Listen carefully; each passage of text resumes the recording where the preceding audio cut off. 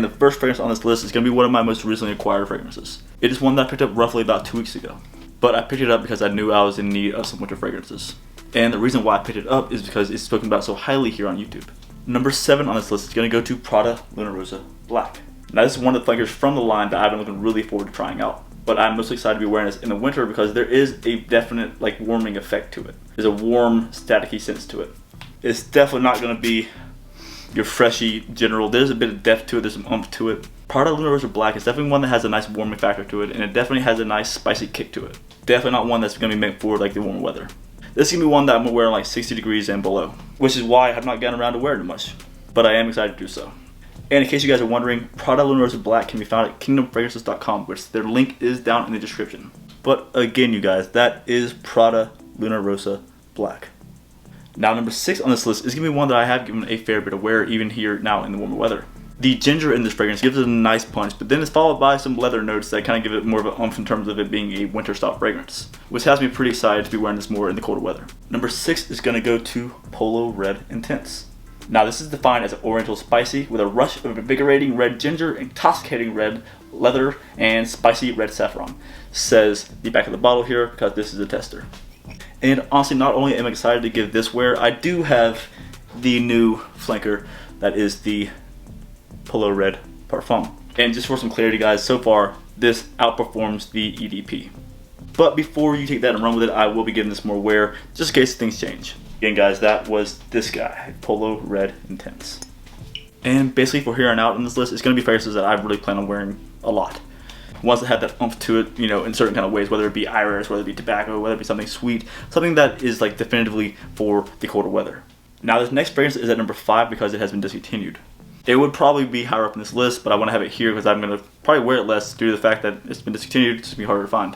This is going to be the extremely sexy winter fragrance that is Valentino Uomo Intense. Now this fragrance is known for being the nighttime, just super attractive iris-based fragrance.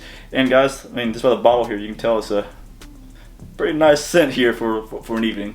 And now in this one, you're going to have your super heavy iris, but you're going to have certain sweet nuances. I think it's vanilla that's in here. Just certain things that are just warming and comforting.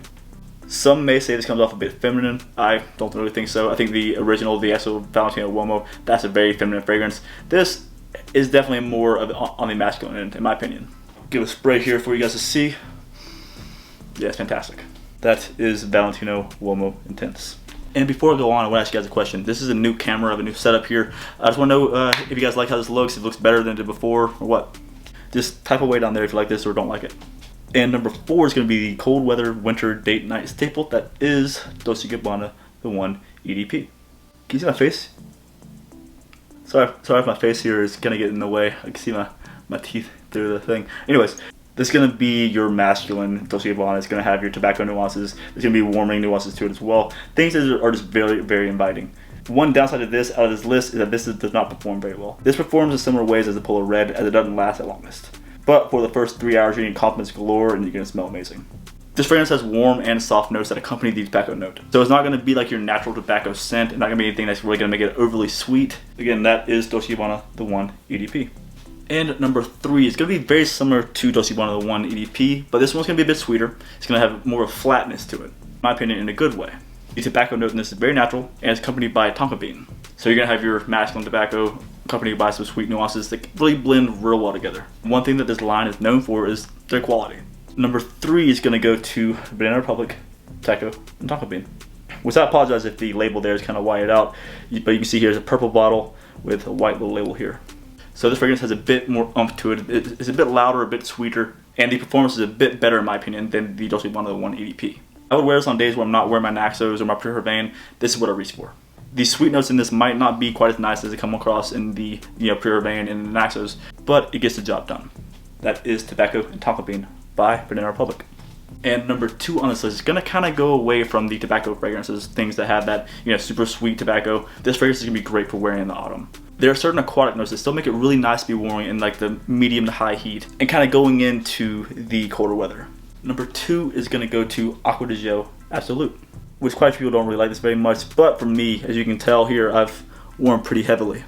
And I plan on doing so again this coming up winter. But like I said, there's going to be your sweet notes that are, come with your aquatic notes. Which some may say that this is the Aqua de Joe take on Invictus, but for me, this is definitely much more enjoyable. It's way less bubblegummy than the actual Invictus is. And if it matters, this pulls in a bunch more compliments than Invictus has ever done for me. As again, that is Aqua de Joe Absolute. And now number 1. The number 1 fragrance that I'm excited to be reaching for come the colder weather. The reason why it's at number 1 is because it can be worn at the start of autumn all the way to the end of fall. In my opinion, it's probably the highest quality on this entire list. Number 1 is going to go to Pure Herbain by Terry Mugler. Guys, you can see this bottle here is just so unique. It's just so different than anything else.